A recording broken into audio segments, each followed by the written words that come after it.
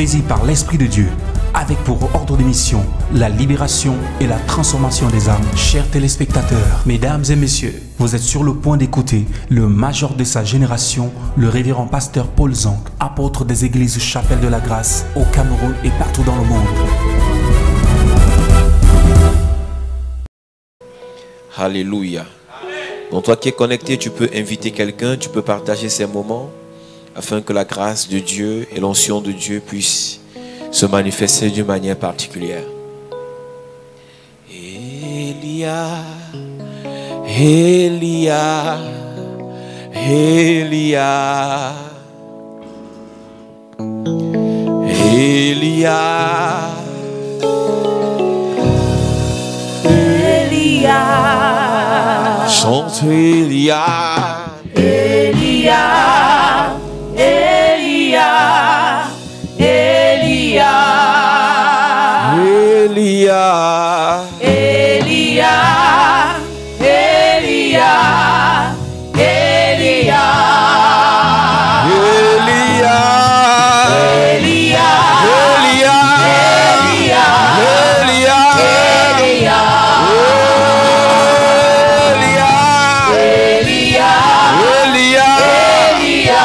Elia, Elia, j'attendrai jusqu'à ce que ta gloire descende. J'attendrai ce matin, J'attendrai cette semaine, jusqu'à ce que cette ta année. gloire descende. J'attendrai jusqu'à ce que ta gloire descende. j'attendrai jusqu'à ce que ta gloire descende. Elia, Elia, Elia, Elia, Elia, Elia, Elia. Alléluia. Amen. Lorsque nous parlons des autels, beaucoup de personnes ne comprennent pas ce que nous voulons dire. Tout simplement parce que la Bible dit que Dieu a caché certaines choses aux sages, ou bien ceux qui se prennent pour sages, intelligents. Il les a révélés aux petits-enfants. Église, lorsque tu lis l'histoire du monsieur qu'on appelle Abraham, Abraham sort d'une famille de sorcellerie. Son père est mort avant son temps. Son père n'est pas mort dans la promesse. Lorsque Dieu donne la promesse au père d'Abraham qu'on appelait Térak, dans Genèse chapitre 11, Térak quitte de là où il se trouvait pour arriver à Canaan, mais n'est pas arrivé à Canaan, il s'est arrêté à Charan, tout simplement parce qu'il y avait des autels qui criaient contre lui. Lorsque tu lis la Bible dans le livre de Genèse chapitre 12 verset 13, Abraham a menti en ce qui concerne sa femme. Il a traité sa femme de sœur parce qu'il y avait un lien, il y avait un autel qui criait contre Abraham. Et lorsque Abraham mentait, Isaac n'était pas encore né. Dans Genèse chapitre 12 verset 13. Mais quand tu lis Genèse chapitre 26 verset 7, tu vas aussi voir, la Bible dit que lorsque les gens du lieu faisaient des questions sur sa femme, il disait c'est ma sœur, car il craignait en disant ma femme, que les gens du lieu ne le tuassent parce que Rebecca était belle figure. Lorsque Abraham mentait, Isaac n'était pas là, mais l'autel était là. Et l'autel a gardé l'information que comme monsieur Abraham, tu es un menteur, alors tes fils vont mentir. Église, il y a des actes que tu peux poser, tes enfants ne sont pas là. Il y a des choses que tu peux faire, ta famille n'est pas là, ta progéniture n'est pas là, mais l'autel est là. Et cet autel va garder l'information pour pouvoir la répertorier dans les années qui arrivent. Église, nous avons expliqué avec ceux avec qui nous étions dans l'enseignement. La Bible dit que Dieu punit l'iniquité des pères sur les enfants jusqu'à la 3e, 4e génération. C'est une parole qui est certaine, ça ne s'amuse pas. Et nous avons expliqué que une génération, c'est environ 25 ans. Quand nous faisons la délivrance sur les autels, tu dois être capable, lorsque aujourd'hui nous sommes en 2017, quand tu reviens 25 ans en arrière, nous sommes en 92. Tu dois être capable de chercher la délivrance et les informations concernant tout ce qui s'est passé de 92 jusqu'en 2017. Tout ce qui a été fait par tes anciens ou bien par tes parents entre 92 et 2017, tu as besoin de chercher ces informations pour procéder à une certaine délivrance. Parce que Dieu punit l'iniquité des pères sur les enfants pendant toute cette génération. Nous avons écouté le témoignage d'une sœur ici. Elle n'était pas encore née lorsque son père et sa mère ont perdu leur enfant.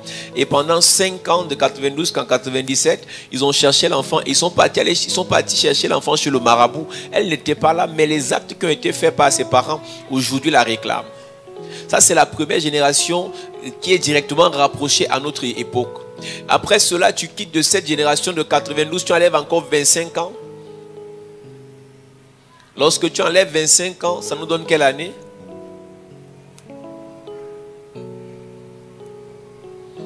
Quand tu enlèves 25 ans à 92,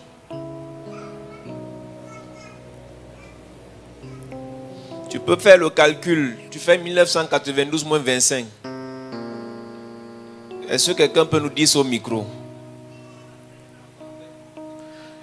Tout ce qui a été fait de 1967 jusqu'en 92, est-ce que tu connais ce que tes parents faisaient, les pratiques qui étaient faites dans la famille? Est-ce que tu connais les actions qui étaient posées, les crânes qu'on partait adorer? Est-ce que tu connais les rivières qu'on a consacrées comme des rivières sacrées dans la famille? Toutes ces choses qui ont été faites, l'information est gardée, la mémoire de l'autel a gardé toutes les informations pour pouvoir vous réclamer après un certain temps. Nous avons expliqué ici parce que certainement il y a des gens qui sont arrivés aujourd'hui qui ne comprennent pas ce que nous disons. La Bible dit si une personne est en Christ, elle est une nouvelle créature. Les choses anciennes sont passées. Ça c'est par rapport à l'esprit. La nouvelle naissance régénère notre esprit et non notre âme. La nouvelle naissance te connecte ton esprit à l'esprit de Dieu, mais ton âme reste pareille. Ton âme et la Bible dit que l'âme est dans le sang. Alors ton sang qui a toutes les informations parce que tu as hérité du sang de ton père et de ta mère. Donc de 1967 à 92, tout ce qui a été fait, tu dois chercher à ce que ces choses, les conséquences négatives de ces choses soient brisées dans ta vie. Et quand tu enlèves encore 1967, tu enlèves encore 25 quand tu te retrouves à 1942. Tout ce qui a été fait de 1942 jusqu'en 67 dans ta famille, tu dois être capable de détruire ces choses par la prière et par des actes prophétiques, renverser les autels qui ont été posés pendant ces temps et bâtir un nouvel autel. Et quand tu enlèves de 1942, tu enlèves encore 25 ans, tu te retrouves à 1917. Église, ça fait 100 ans de délivrance que nous devons chercher. Dieu punit l'iniquité des pères sur les enfants jusqu'à la 3e, 4e génération.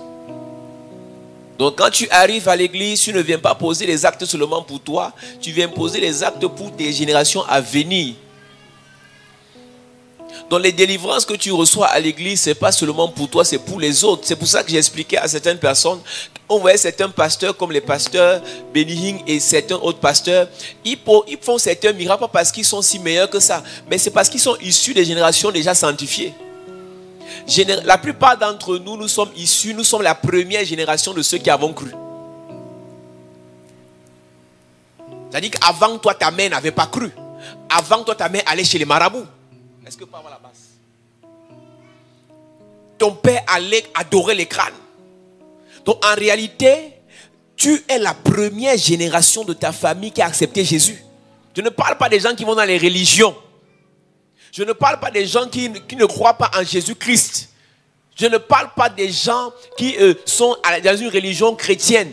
Je parle de ceux qui sont nés de nouveau. Si tu es la première génération de ta famille née de nouveau, alors tu vas te battre pour toutes les générations qui arrivent. Et pour te battre pour toutes les générations qui arrivent, tu vas te battre contre tout ce que les générations passées ont fait. Donc tu peux imaginer que les prières que tu vas faire ne sont pas les prières de jeu. Tu peux imaginer que les sacrifices que tu vas poser ne sont pas les sacrifices de blague. Parce que eux aussi, lorsqu'ils faisaient ça dans l'ignorance parfois, pour certains, et d'autres le savaient parce qu'ils étaient des grands sorciers, ils le faisaient pour la destruction, pour hypothéquer les vies des gens dans la famille. Lorsque Abraham hérite des traditions, hérite des coutumes, hérite des habitudes de son père parce que les autels avaient été bâtis, Isaac n'était pas là. Mais l'autel était bâti. Alors quand dans Genèse 26, verset 7, Isaac se retrouve en train de mentir sur Rebecca, on a comme l'impression que c'est le hasard. Ce n'est pas le hasard. Abraham est un menteur. Il a communiqué cette onction par l'action des autels à Isaac. Isaac aussi a menti. Qu'est-ce que tes parents ont fait? Qu'est-ce que tes aïeux ont vécu? Pour avoir le travail, il faut se laver. Il y a des familles où le Dieu qu'on adore, c'est le Dieu des marabouts. Ça ne dérange personne. Et toi, tu es venu à l'église, tu dis si une personne est en Christ, c'est une nouvelle créature. Mon ami, tu vas te battre pour renverser ces dieux. Parce que lorsque nous prions pour la destruction des autels, c'est pour anéantir complètement les cultes diaboliques qui ont été installés, instaurés dans nos familles. Tant que tu n'arrives pas à cette finalité, tu n'as rien fait, Église. Nous avons expliqué, Église. Le fait qu'après le renversement des autels sataniques que tu te maries, c'est pas une finalité. Le fait qu'après le renversement des autels diaboliques, tu travailles, tu es l'onction, c'est pas une finalité. La finalité de ces choses, c'est que toutes les traces diaboliques des autels sataniques de ta famille soient effacées. Et que l'autel de l'Éternel soit rebâti. Amen. Isaac a refait la même chose que son père.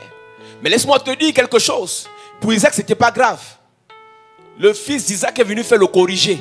Lui, son nom même, c'était menteur, Jacob. L'autel. Jacob n'a pas seulement menti au sujet de sa femme. Jacob a menti à son frère. Jacob a menti à son père. Jacob a menti à son beau-père. Donc Jacob a menti au cube. Tout simplement parce que l'autel avait gardé ça et il y avait un temps où cet esprit devait le réclamer. Mais la vérité c'est que pour Jacob ça devait finalement le détruire. Et Jacob a commencé à fuir. Quand les autels te réclament, c'est pas parce que tu quitteras ton pays d'origine pour un autre pays qui ne va pas t'attaquer. Jacob a quitté le pays en fuyant selon l'ordre de son père. Au verset 1, Isaac a dit à Jacob de partir pour éviter les assauts de son frère. Mais ce n'était pas suffisant. Il fallait que Jacob arrive à un niveau où il s'arrête. Quand tu es contre, quand il y a des autels qui crient contre toi, il ne faut pas les fuir, il faut les affronter. Quand il y a des autels qui crient contre ta vie, il ne faut pas les fuir, il faut les renverser. Donc le fait de dire je suis fatigué, ça ne va rien changer dans ta vie. Le fait de pleurer et d'ajouter les pleurs, ça ne va rien changer dans ta vie. Il faut poser des actions. Il faut agir, Église. Et c'est là où Jacob s'arrête. Il se retrouve à un lieu où il prend une pierre, il se couche dessus et la révélation commence. Il voit le ciel ouvert et Dieu commence à lui donner les révélations. Et Jacob, après avoir eu cette révélation, il a pris l'huile pour bâtir un autel. Laisse-moi te dire, il y a ce qu'on appelle dans le monde spirituel la loi de la première mention. Puisque nous parlons des autels, les autels ont été mentionnés pour la première fois dans l'histoire du monsieur qu'on appelait Noé. Noé a été préservé de Dieu. Lorsque Dieu décide de détruire la terre, Dieu détruit la terre à cause de l'excès de péché, à cause de l'excès d'abomination. Et ce n'est pas parce que Dieu a préservé Noé que Dieu va bénir Noé.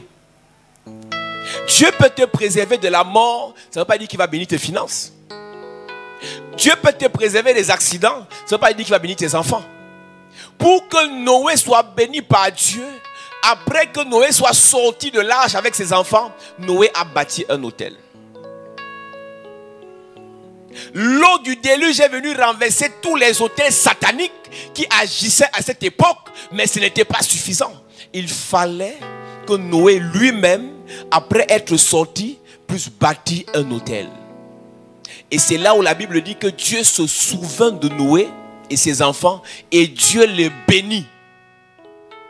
Mais Dieu avait déjà béni Adam. Pourquoi doit encore venir bénir Noé? Église, dans le principe des autels, il y a des actes qui doivent être posés de manière répétée. Parce que les sorciers, quand ils vous envoûtent avec les autels sataniques, quand les sorciers vous envoûtent avec les autels diaboliques, ils le font pas seulement une fois. Ils ne le font pas seulement 2 fois. Ils le font de manière répétée. Mais nous les chrétiens, on prie 1 fois par an. On sacrifie 1 fois tous les 2 ans. Mais ce qu'on ne sait pas, c'est que nos ennemis, eux, ils le font de manière périodique. Tu ne peux pas faire ce séminaire sans que tu ne sois conscient de la gravité de la situation. L'affaire est grave, Église. Et nous avons expliqué qu'à partir d'aujourd'hui, nous attaquons des autels de Balaam. Nombre chapitre 23.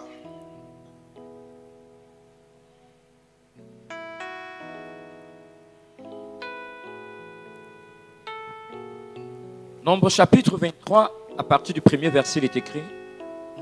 Balaam dit à Balak, bâtis-moi ici 7 autels et prépare-moi ici 7 taureaux et 7 béliers.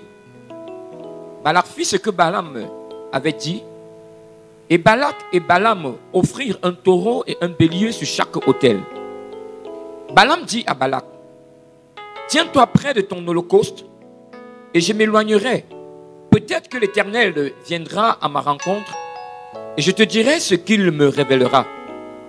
Et il alla sur un lieu élevé.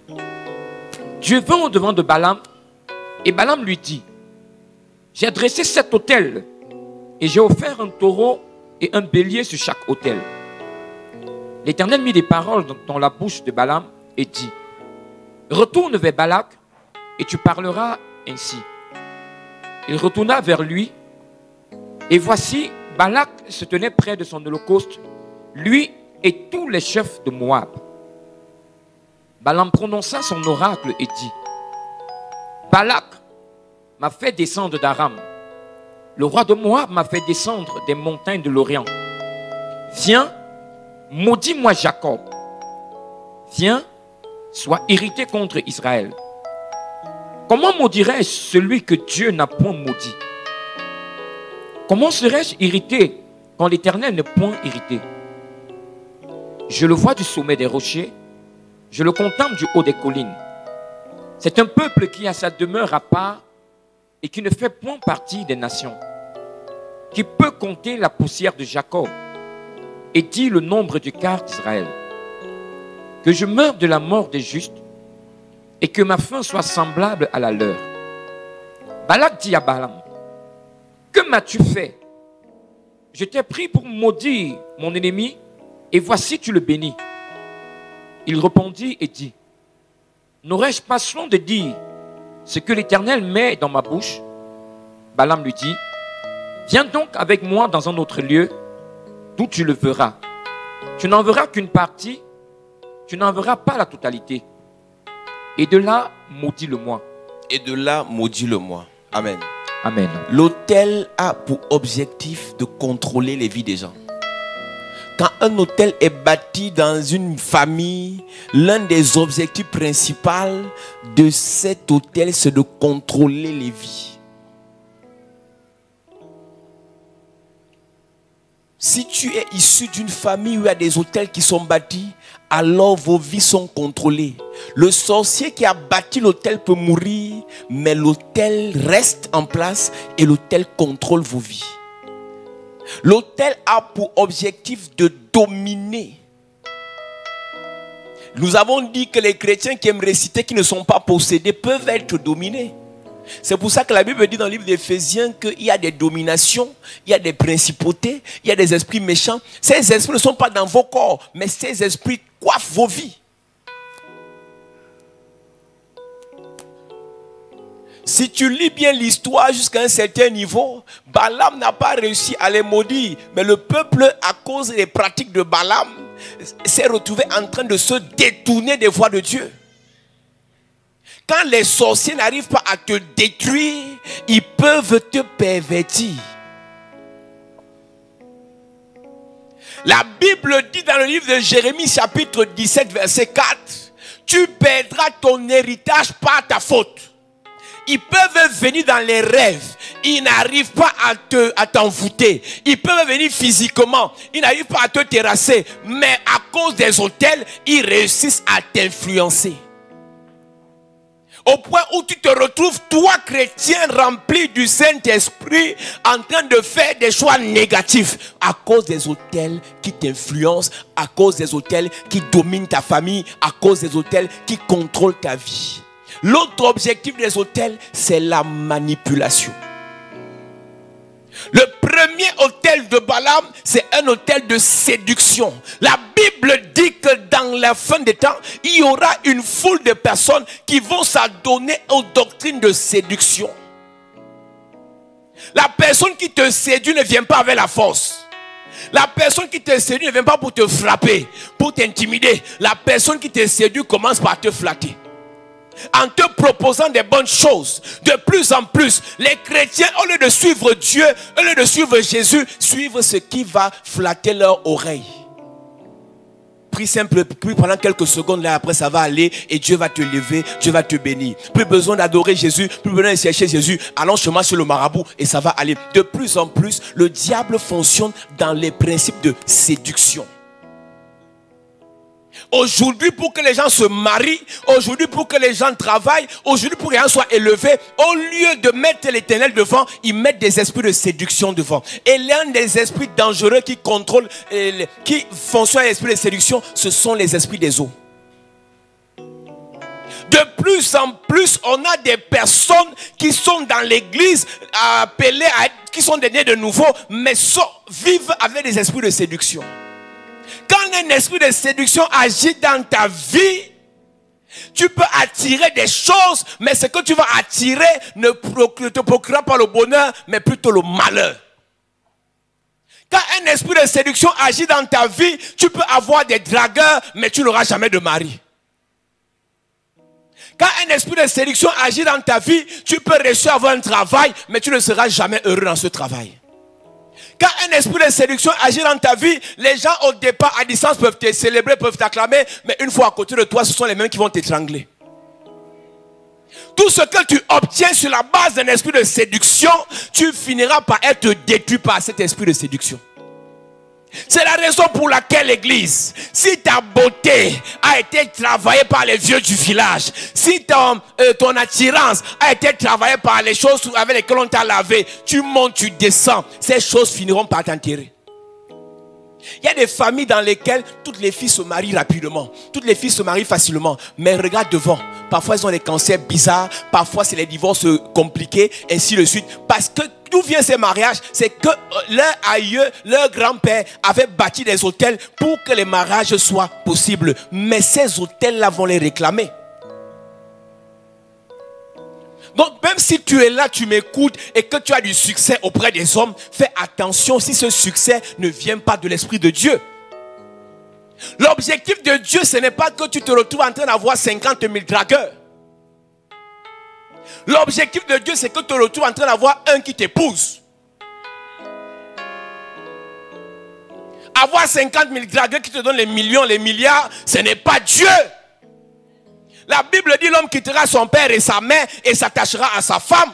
Les deux deviennent une seule chair. Si tu te retrouves aujourd'hui dans une affaire où tu as beaucoup de propositions et rien ne s'accomplit, ne sois pas surpris que tu sois atteint, tu sois influencé, tu sois contrôlé, tu sois dominé par un esprit de séduction. Quand le diable voit qu'il ne peut pas te frapper, il voit qu'il ne peut pas te neutraliser, il va te séduire. L'esprit de séduction, c'est l'esprit que Satan a utilisé au ciel en entrant dans le serpent. Le serpent est un animal silencieux. Le serpent est un aliment rusé. Et c'est là où le diable passe s'ingérer. Il y a l'esprit de séduction dans l'église. Pour avoir chrétien, on séduit. Pour avoir travail, on séduit. Pour avoir fiancé, on séduit. D'autres personnes vont même prendre les charmes chez les marabouts pour avoir les gars. Ça va, tu auras le gars. Mais ce qui te fera après un certain temps, ce sera fort. Le diable, la Bible dit que le serpent séduisit la femme. Combien de personnes dans ta vie tu as séduit pour avoir certaines choses? Tout ce que tu as obtenu par séduction, il y a un autel qui te réclame. Quand j'étais jeune, ce que je faisais aux hommes, mais tu ne sais pas, ils t'ont donné, mais le diable va te réclamer. C'est la grâce de Dieu qui doit te donner des choses. C'est l'onction de Dieu qui doit attirer les choses dans ta vie et non l'esprit de séduction. Tout ce que tu fais avec l'esprit de séduction, tu es fini.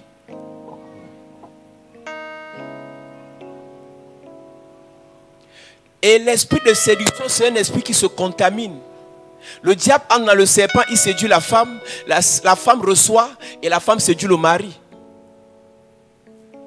Quand des autels de séduction crient contre toi, église, ça veut dire que ces esprits agissent dans ta vie. Toutes les personnes avec qui tu étais en contact ont reçu le même esprit.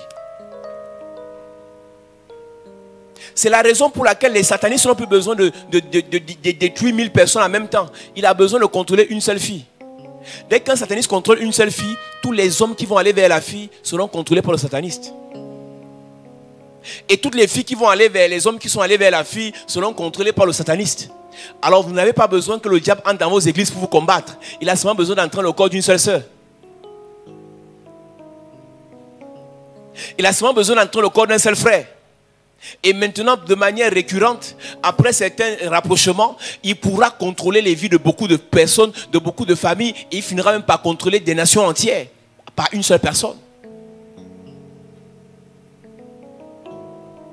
L'autel de la famille d'Abraham les a poussés à rencontrer seulement des femmes belles, mais stériles. Quand l'esprit de séduction agit dans la vie d'une personne, apparemment la personne est bien, mais à l'intérieur la personne est vide.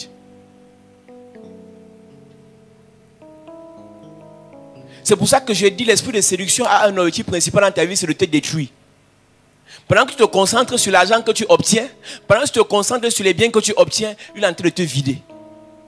Ah, il m'a offert un téléphone 7, iPhone 7. Ah, il m'a offert un Samsung S8. Oh, il m'a offert une voiture. Oh, c'est pas mauvais, c'est bien qu'il t'offre. Mais si tu obtiens ça par un esprit de séduction, plus il t'offre, plus l'autel te vide. C'est la raison pour laquelle je connais un homme de Dieu, il me raconte l'histoire, il prie pour une de ses filles. Et la fille, elle ne sort qu'avec les grands de ce pays, les ministres, ainsi de suite. Et pendant il dit qu'il va chasser l'esprit de séduction sur elle, elle dit papa, chasse tous les esprits sauf l'esprit là. Chasse tous les esprits, parce que si tu chasses l'esprit là, toi-même tu vas encore, il va encore faire comment pour que tu rencontres tel ministre. Donc le pasteur en fait avait la possibilité de rencontrer les ministres grâce à l'esprit de séduction de sa fille. Donc à cause de l'esprit de séduction qui agit dans ta vie, on peut avoir certains avantages, mais toi tu finiras dans la destruction. Esther n'est pas arrivée au palais par un esprit de séduction.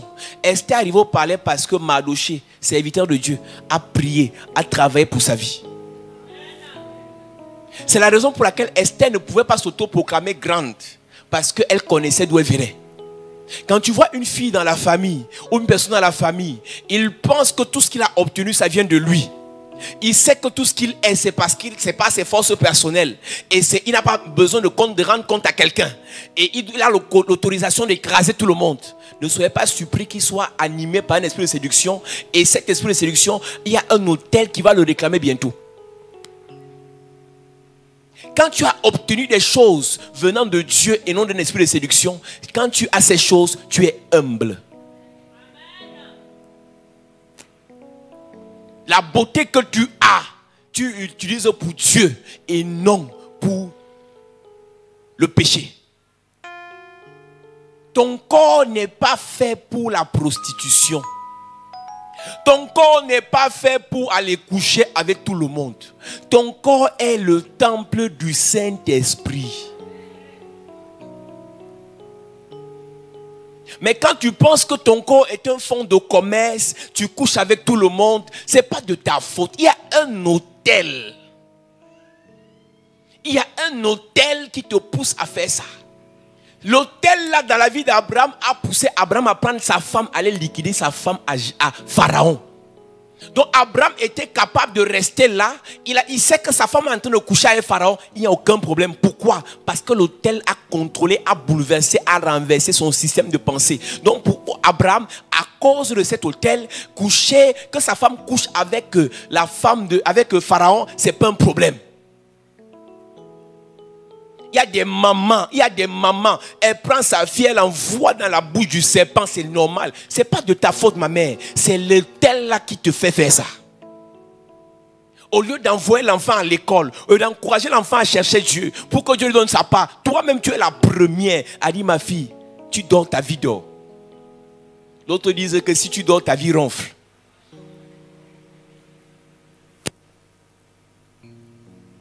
Oui, dans l'église. Dieu a interdit à Balaam de maudire le peuple. Mais Dieu ne l'a pas interdit d'influencer le peuple.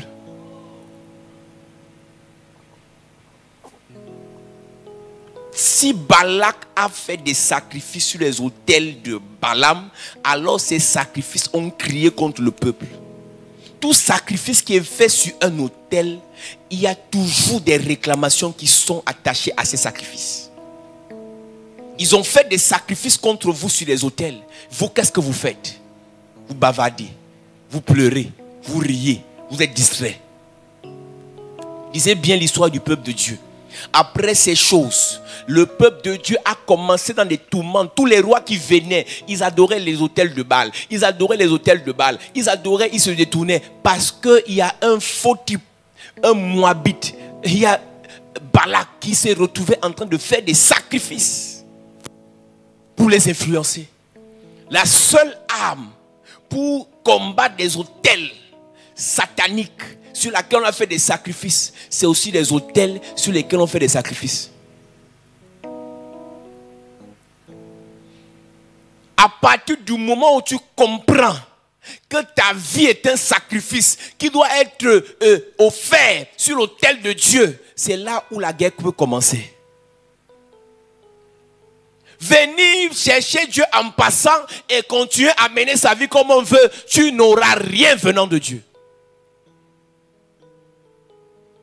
Tous les sacrificateurs sataniques des autels, ils ont liquidé leur vie à Satan. Mais toi, tu veux que Dieu change ta vie, tu ne donnes pas ta vie à Dieu.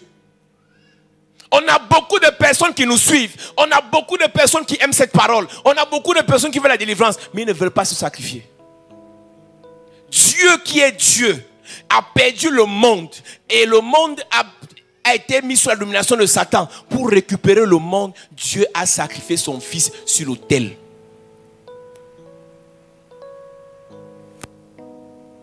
Est-ce que tu es prêt à sacrifier ta vie sur l'autel de Dieu? À faire de ta vie une vie dédiée à Dieu de manière complète, totale et entière? Est-ce que tu es prêt à faire de ton être, de ton esprit, de ton âme, de tes mains, de tes pieds, de ton intellect, une vie de sacrifice?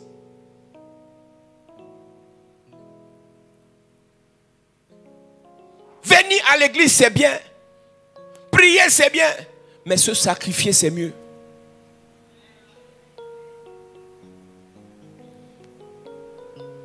Est-ce que tu es prêt à te sacrifier?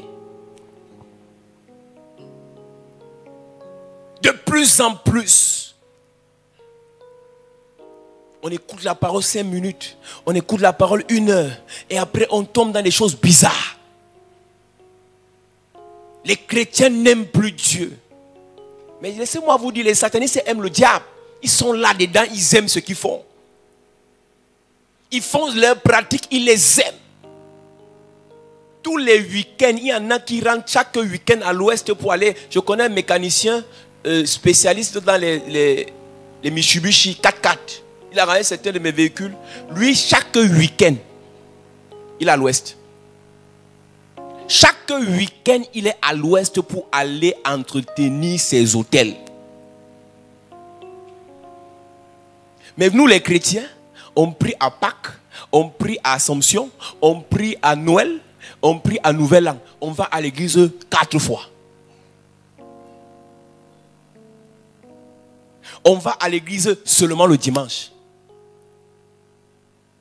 Nous vous avons dit que la puissance de votre autel est fonction de l'autel auquel cet autel est rattaché.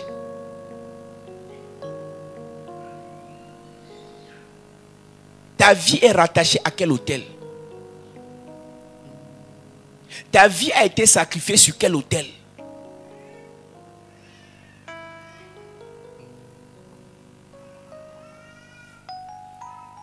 Balaam dit à Balak, mets-moi 7 autels. Premier autel, la séduction. Je vais les séduire.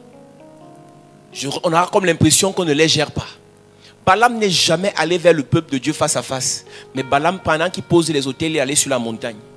Et pendant qu'il était sur la montagne, il les voyait en dessus. Pas que l'autel veut dire lieu élevé. Toute personne qui bâtit les autels est supérieure à ceux qui ne bâtissent pas. Toute personne qui bâtit les autels est montée d'un cran par rapport à ceux qui ne le font pas. L'autel a la capacité de te faire monter pendant que ceux qui ne bâtissent pas l'autel restent en bas. Donc le seul fait que Balaam était un spécialiste pour bâtir les autels, Balaam ne pouvait pas être au même niveau que ceux qui ne bâtissaient pas les autels. C'est la raison pour laquelle tout ce que tu as fait dans ta vie, c'est une affaire de renverser autel négatif, bâtir autel positif. Donc quand tu renverses autel négatif, les sorciers qui étaient au-dessus de toi sont terrassés. Et quand tu bâtis un autel positif, toi qui étais en bas d'eux, tu es élevé.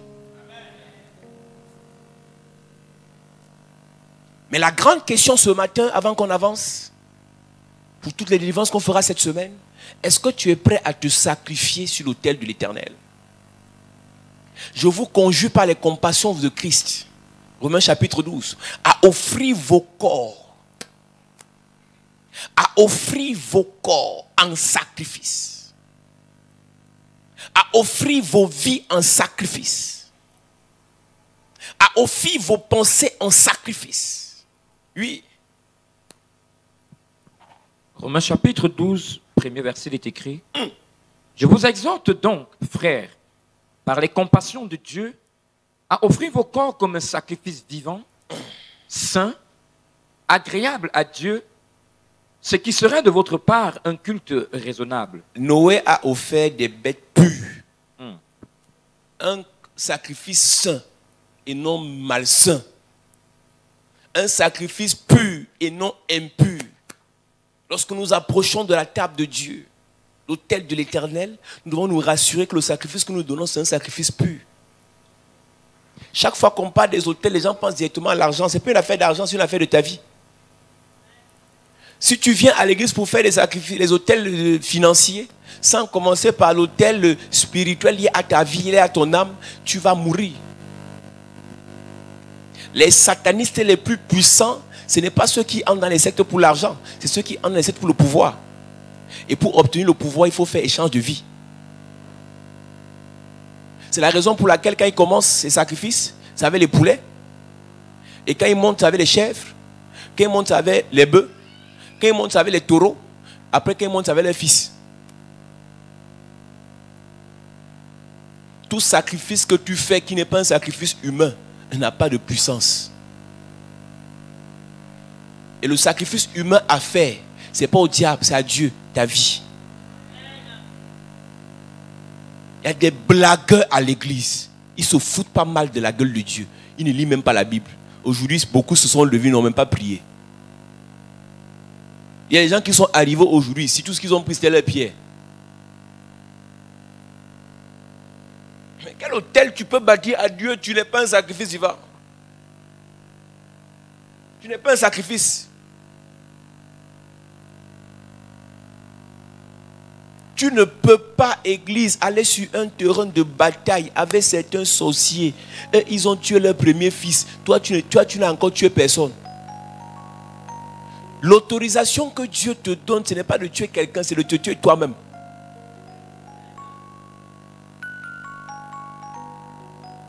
Abraham, pour être appelé le père de la foi, Abraham a tué son fils. Et j'expliquais à cette personne hier, Abraham a tué son fils. Simplement sur la base de l'obéissance. Abraham a obéi à Dieu. Le sacrifice, Isaac a obéi à Dieu.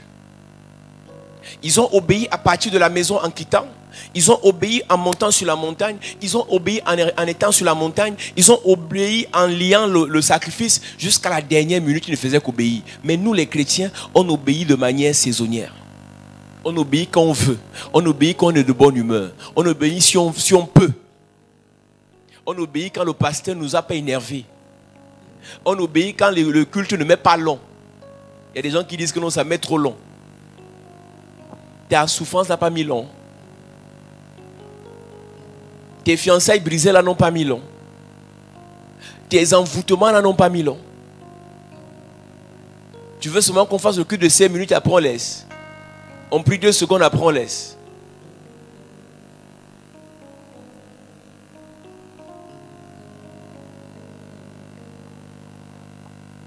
À cause d'un hôtel de séduction, tu peux te retrouver en train d'être contaminé par des maladies. À cause d'un hôtel de séduction, tu peux te retrouver être envoûté par des esprits de nuit, de mari, de nuit, femme de nuit. À cause d'un hôtel de séduction, tu peux te retrouver en train d'être lié par des chaînes que tu ne connaissais même pas. Église, faites attention avec les gens que vous rencontrez. Faites attention avec les gens qui font semblant d'être tellement gentils et d'être prêts à vous aider facilement.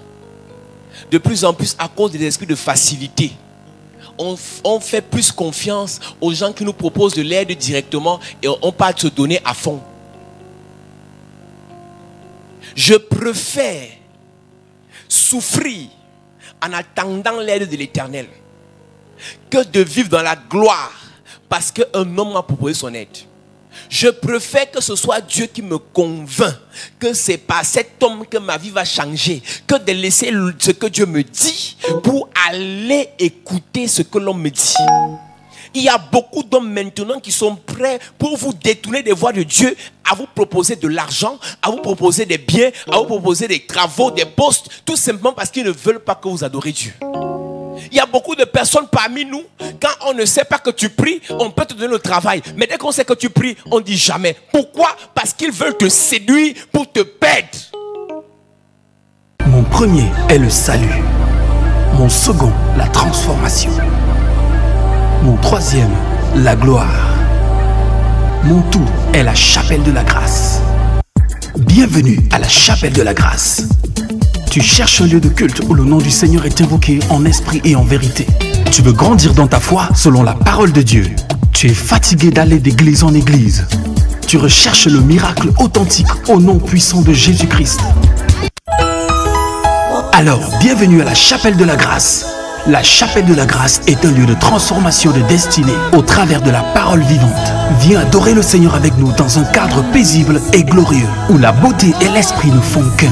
Tout ceci au travers d'un homme qui a été mandaté et oint par le Seigneur Jésus-Christ pour changer ta destinée. Le major de sa génération, le révérend pasteur Paul Zang. Alors, joins-toi à nous afin d'adorer notre Seigneur Jésus-Christ. Nos jours de culte sont les suivants. Mercredi, culte d'enseignement et d'impact, 16h-20h. Jeudi, culte de puissance et de délivrance, 16h-20h. Vendredi, apothéose d'onction de délivrance et de guérison, 16h-20h. Dimanche, grand culte de célébration, de louange et d'adoration, de 9h à 12h. La chapelle de la grâce est située en Gousso, fin cimetière, derrière la station Petrolex. Infoline 663 33 33 31. Yes! Chapelle de la grâce. Là où il y a la grâce, il n'y a pas de disgrâce. Ah oui.